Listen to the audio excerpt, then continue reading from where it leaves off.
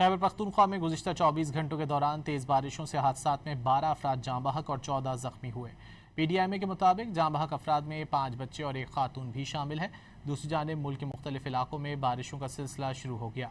पेशावर, इस्लामाबाद, जेहलम और नौशहरा में बादल बरसे। पेशावर में मुख्तलिफ इलाकों में तेज़ हवाओं के साथ बारिश हुई, जबकि इस्लामाबाद, जेहलम और नौशहरा में भी बारिश हुई।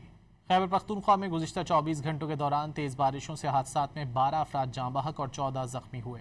PDMA के मुताबिक जाँ बहक अफराद में 5 बच्चे और एक खातून भी शामिल है।